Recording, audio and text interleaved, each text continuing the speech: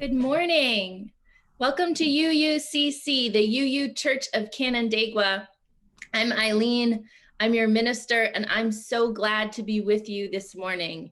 Happy New Year. Before we begin our service, I have just a few quick announcements to share with you. The first is that if you're new or visiting, we'd love it if you signed our visitor guest book. The link for that is in the chat. And then I'm going to share my screen to share just one more announcement.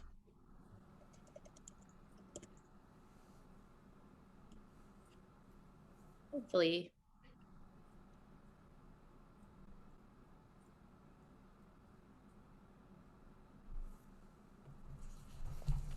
Here we go.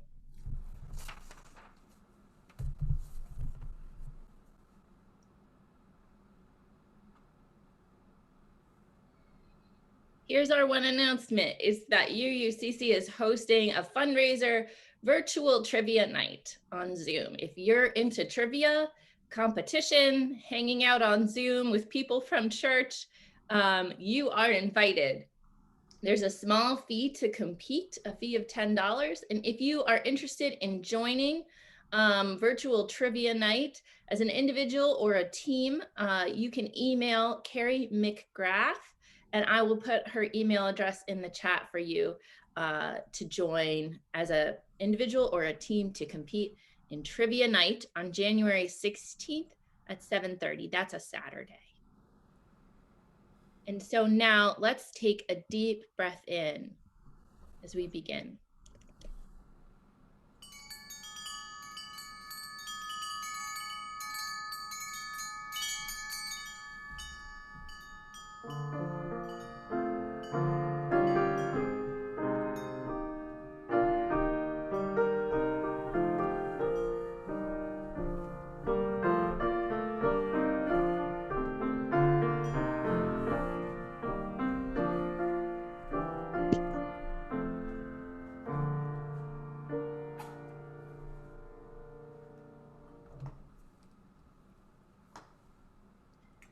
Time now to light our chalices. If you have a chalice or any old candle lying around, let's light them together. And as we do, we say our chalice lighting words. We gather this hour as people of faith, with joys and sorrows, gifts and needs. We light this beacon of hope, sign of our quest for truth and meaning, in celebration of the life we share together.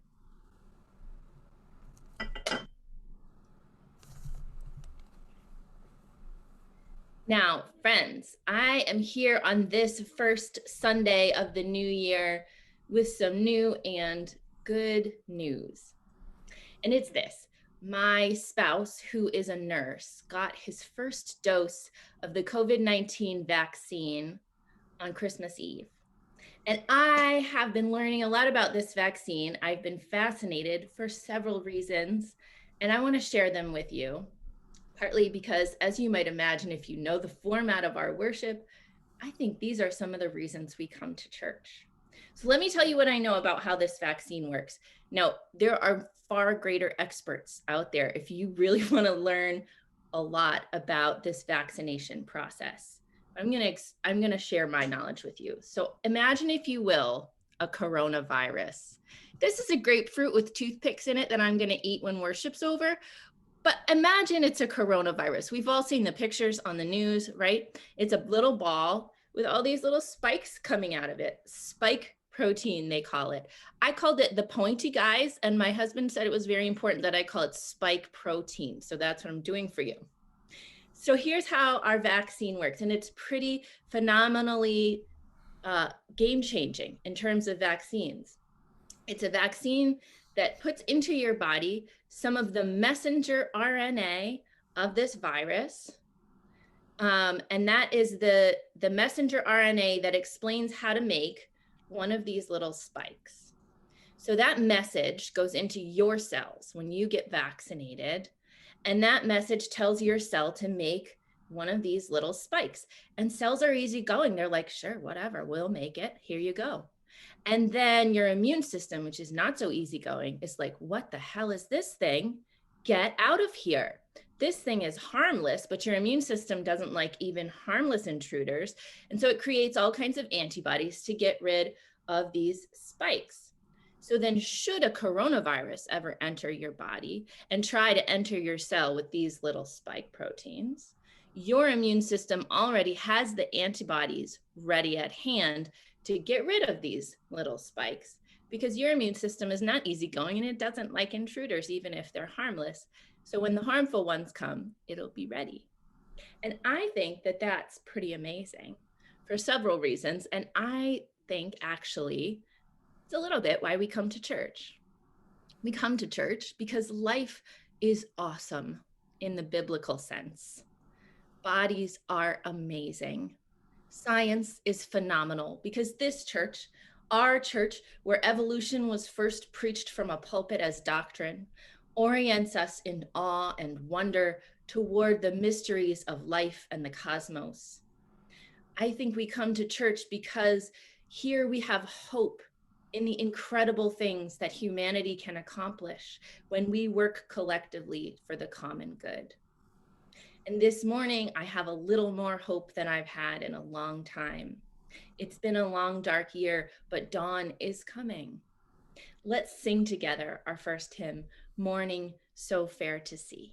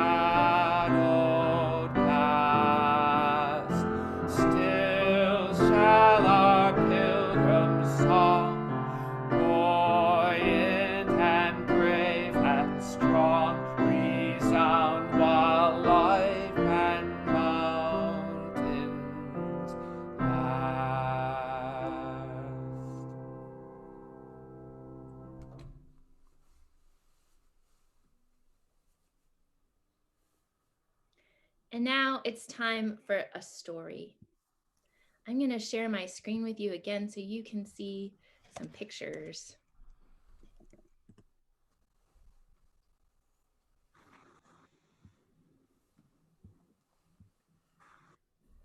This story is called The Best Part of Me, and the photographs are by Wendy Ewald, but the story is written by Miss Lord's 3rd, 4th, and 5th grade classes. My eyes are brown and black, big and round. I see lots of colors. I see me. I see you. I like my eyes.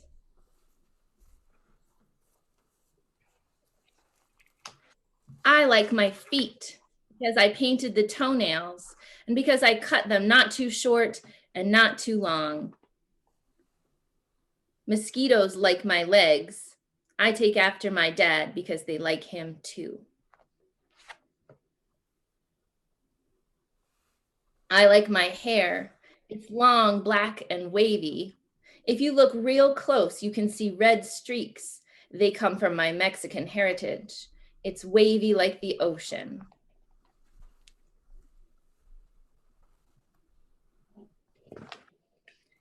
Sometimes I can move my teeth. Sometimes my grandma can move her teeth too. Did you know baby teeth are smoother than permanent teeth? I have sharp teeth, so does a shark and my cousin Laura. I like my hands because they turn the pages of a book slowly and magically.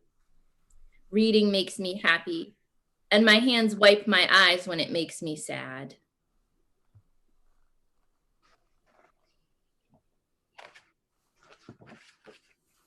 My elbow is like a little circle. I use my elbow when I'm mad. I put my hand on my waist and my elbow sticks out.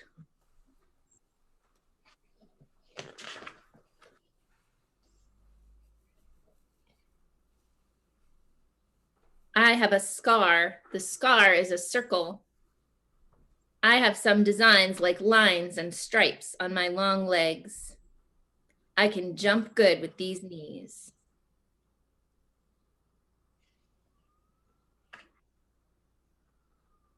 My mom says I look like her, and my mom thinks I have nice eyes. Sometimes I squint my eyes when I'm in the sun. My eyes are as light as my mom's, and my hair is the same as my dad and my brother's.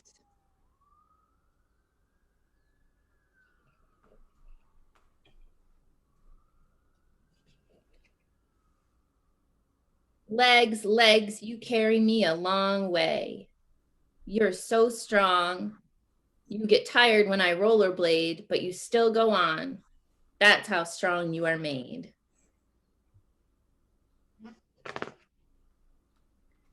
I love my neck. My neck holds the beautiful necklaces I wear. I love my neck because it's not too big and not too small. It's just right for me. It connects to my lovely face and my strong body. It holds my head, and I like it. And that is the end of our story. Oh, I'm so sorry. We have one more. That is not the end of our story. These hands are all mine. When I pray, my hands overlap. The color of my hands is toasty brown, and these beautiful hands are all mine. And that is the end of our story.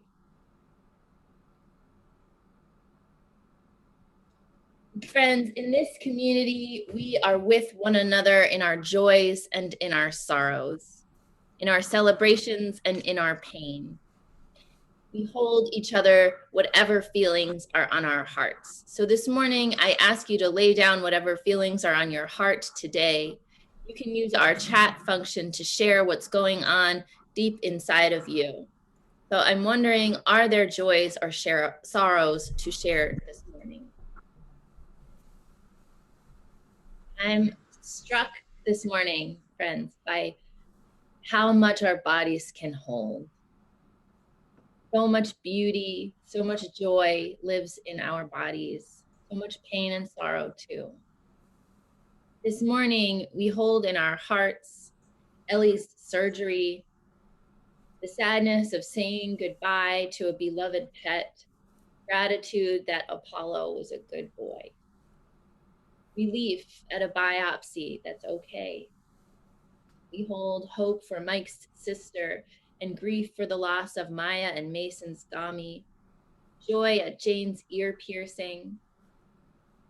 We hold in sorrow family members with COVID and the thousands and thousands of others.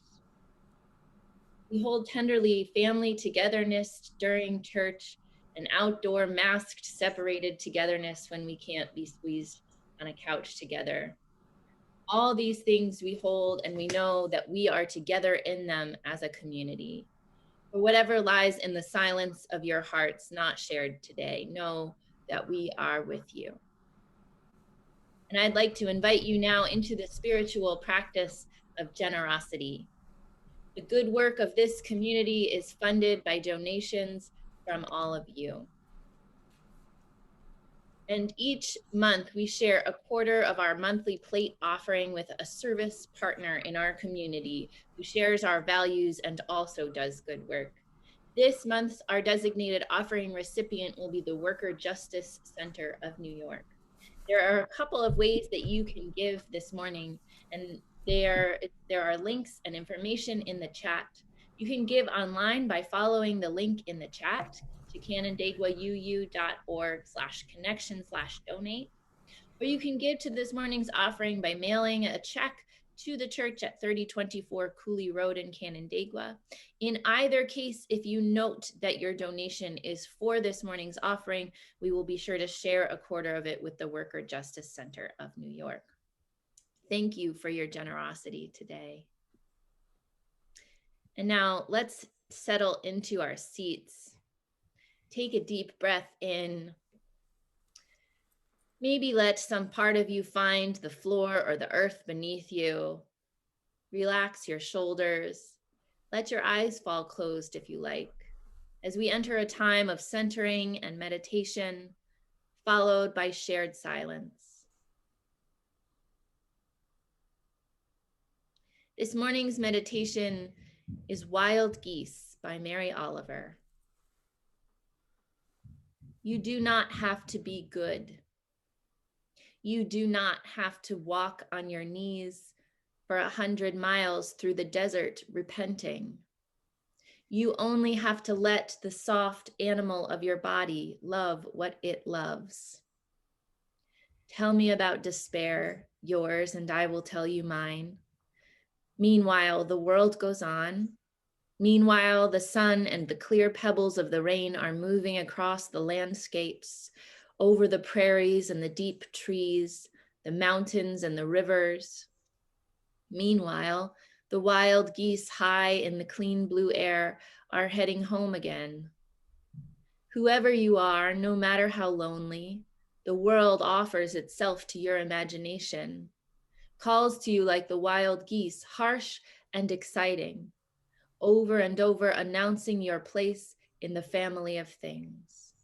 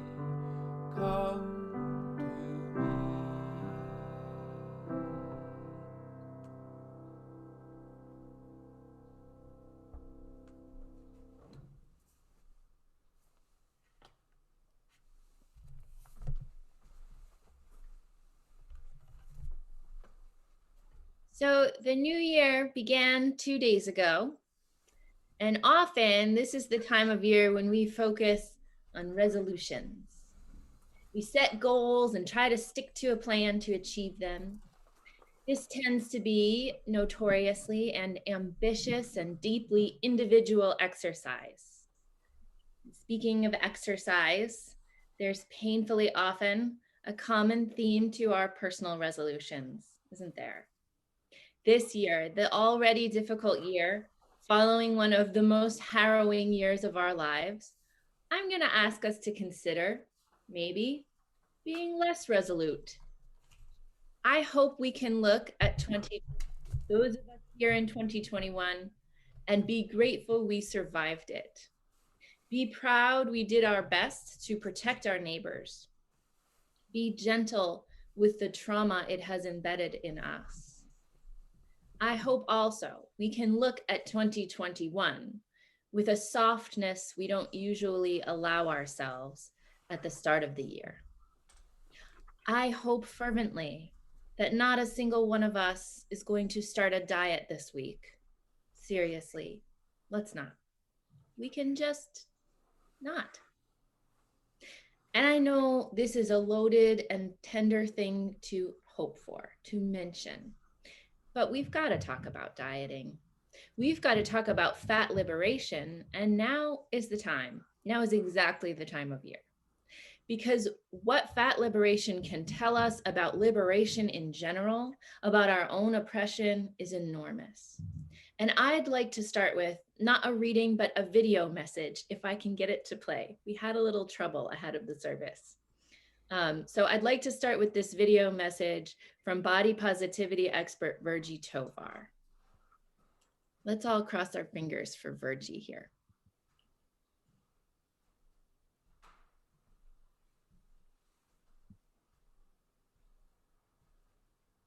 What does diet culture look like? First, thinness is synonymous with health and happiness. Second, movement becomes exercise. Food becomes diet. There is no difference between movement and exercise except that exercise is movement with an outcome attached. There is no difference between food and diet except that diet is food with an outcome attached. The third thing is that food and body size are in binary categories. Things are good or bad. We see this when we're talking about food, like a lot of biblical language when we reference food. So like evil or, angelic or, right, like a lot of products that are low calorie will often have a halo in some part of the brand messaging. Really strange, actually, right? I often encourage people to imagine you're explaining this stuff to an alien. Like, why does that skinny popcorn have a halo on it? Right? The fourth thing, we're taught that quantifying food is normal. In fact, it's not normal. In the course of human history, quantifying food is very unusual. But what's interesting about quantifying food is that it helps us understand food as part of capitalism. It helps us implement food in the way that we engage with capitalism, which is outcomes oriented, which is hierarchy oriented. The fifth thing is that feeling shame about eating certain foods is considered normal. Again, there's nothing, you have to be taught how to be ashamed to eat certain foods. This is not natural information that's imparted into our human software. The sixth thing is suppressing hunger is considered positive. Hunger is a human instinct. The idea that suppressing certain human instincts is positive comes out of a very specific Protestant belief system. The seventh thing is that dieting becomes a sign of acceptance, that the individual efforts are the solution to cultural problems, aka assimilation. This is really important, right? Dieting is an individual solution to a cultural problem. And we consistently see this throughout all kinds of forms of oppression. The way to deal with it is not to end the discrimination and the oppression or the bigotry. It is to assimilate into the bigotry or oppression or the injustice. So, diets and diet culture could not exist without fat phobia. So, the definition, I define fat phobia as a bigotry ideology, a form of bigotry that positions fat hatred and negativity as normal, positions fat people as naturally inferior, and positions weight gain as a sign of moral failure and lack of self-control. People have been increasingly asking me if they can diet and still be body positive or still love their bodies. I respond that it's important to recognize that without fat phobia, the impetus to control weight would not exist.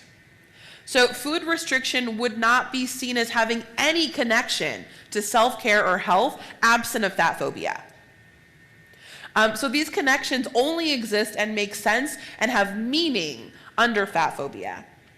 So I often encourage people who are sort of, instead of rationalizing dieting as part of self-love or self-care, rather honestly saying to themselves, I have unresolved fat phobia. That's okay. I live in a fat phobic paradigm. I'm going to be patient with myself, and instead I'm going to interrogate what I'm doing and be critical about it instead of rationalizing it.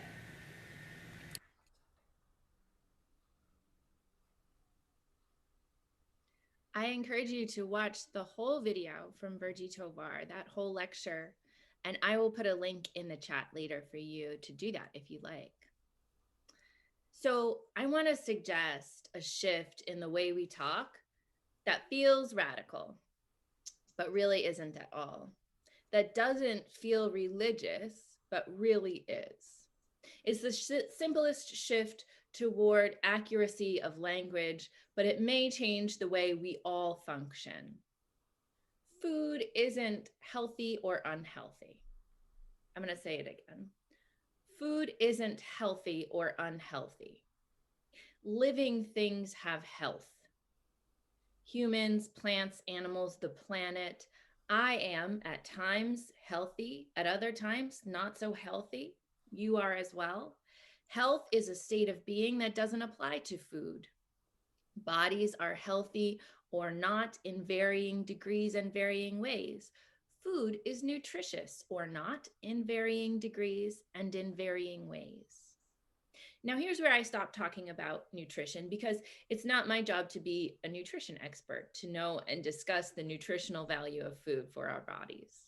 It is my job to wrestle with morality, to discuss the moral value of food, as long as we give it one. As long as we assign morality to what and how much we eat, it will be my job to talk about it.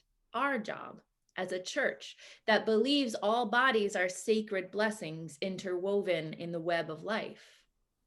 So here's another non-radical fact that can change everything. Food has no morality. Not in the way we tend to think. There aren't good foods and bad foods, not even good for me foods and bad for me foods. Now, all day long, you go on ahead and grapple with the morality of where our food comes from and who harvests it and whose lives and work and bodies are sacrificed for us to eat. But when we make a moral claim like this food is so bad, we're not meaning because it lived and died in a factory feedlot, are we?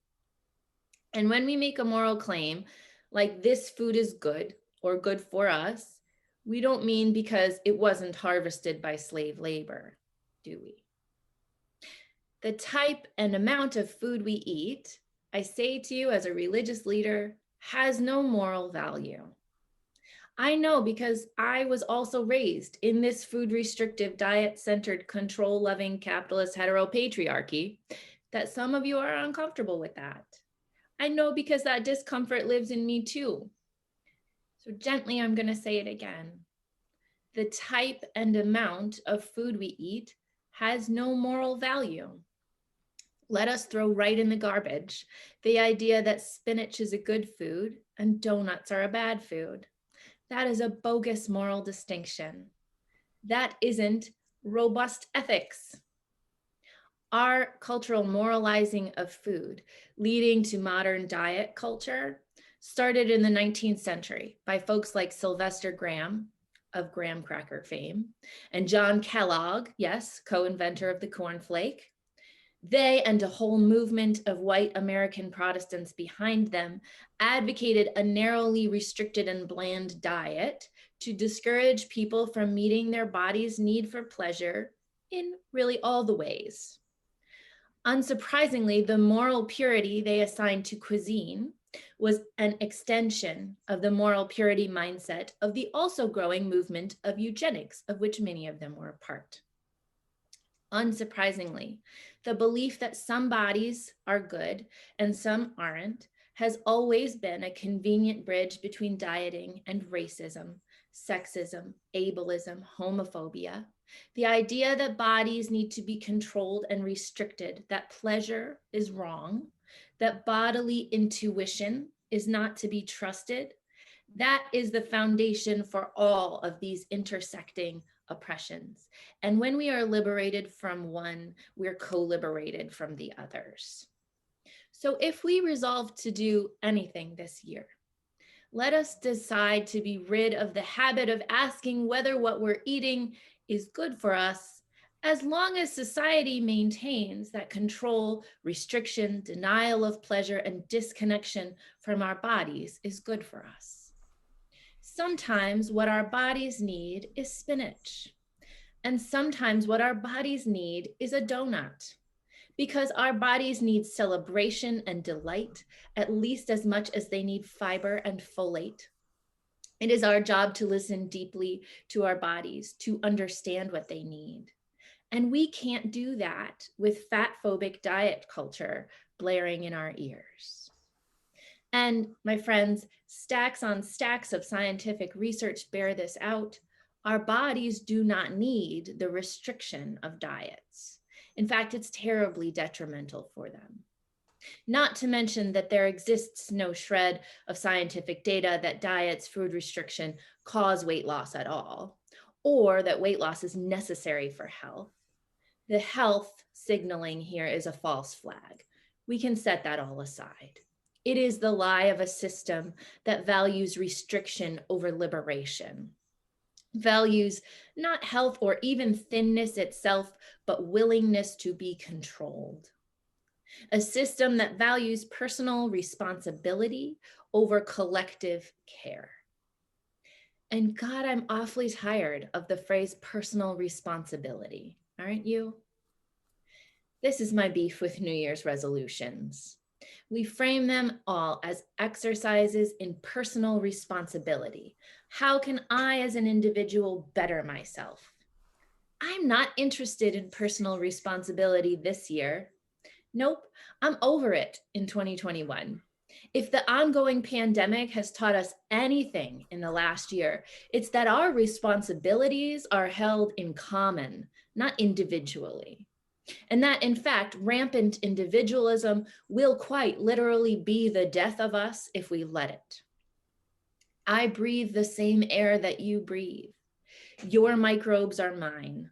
Your life is tied to mine with 1,000 million holy threads of connection. And never will personal responsibility matter if collective care does not. I cannot have any health or healing or salvation without you. No amount of reverence at the altar of personal responsibility will make me whole. Only care and connection to my fellow human beings in this web of life can do that. Liberation for some is liberation for none. And bowing to the shrine of diet culture is just one of many ways our society tries to make this web of life smaller, to make us smaller. This kind of pious restriction, individualist shaming, this control of our bodies, this devotion to personal responsibility is abhorrent to our faith as much as a devotion to a personal savior. Because ours is a faith that says we go together if we go at all. We get free together if we get free at all. We are healed, healthy, whole together or not at all. Let us not, please, this of all years, be so resolute as to cut ourselves off from delight in the web of life. Let us not miss the magnificence, the splendor, the joy in every piece of that web. Instead, let's choose softness, pleasure, care for a whole that is larger than our personal selves. Let's imagine ourselves in 2021, not smaller, but so much bigger than we are, because we know our beautiful bodies are connected to every other body in this cosmos. And what pleasure that is to remember. May it be so.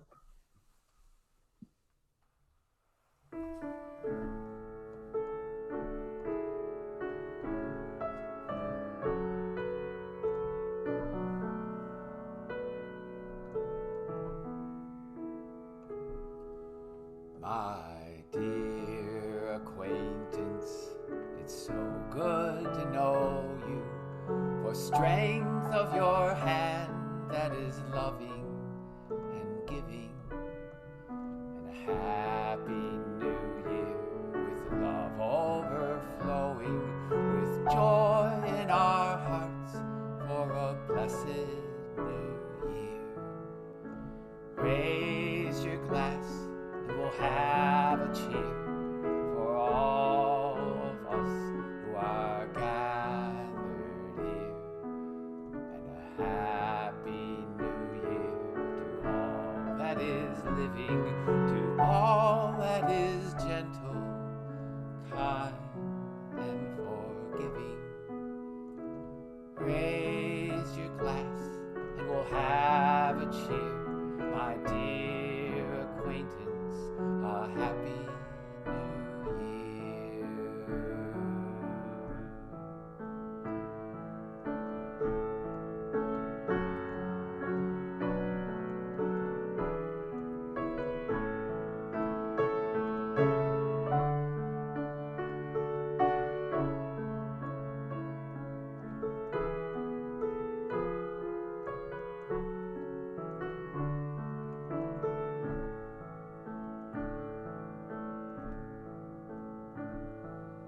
All of those who are hither and yonder, with love in our hearts, we grow fonder and fonder.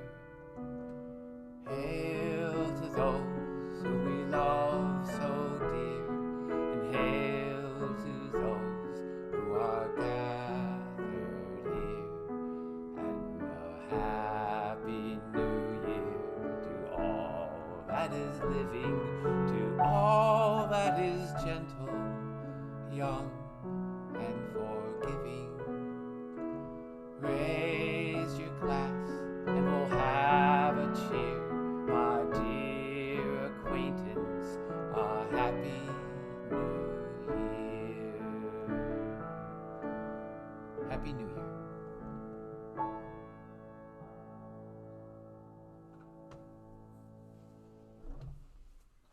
Happy New Year. As we enter this new year with hope in our hearts for better days, I offer as a benediction once again these words from Mary Oliver. You do not have to be good. You do not have to walk on your knees for 100 miles through the desert repenting. You only have to let the soft animal of your body love what it loves. Let us sing together our closing hymn, The Ceaseless Flow of Endless Time.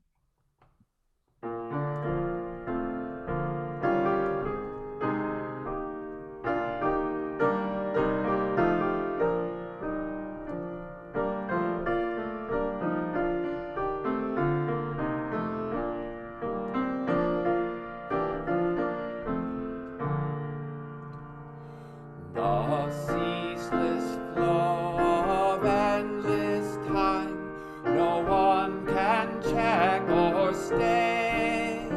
We'll view the past with no regret, nor future with dismay. The present slips into the past, and dream like melts away.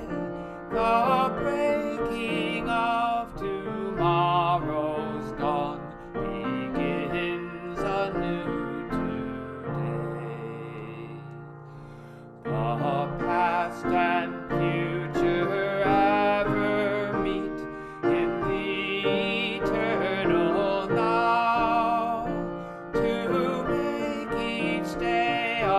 nothing complete shall be our new year vow.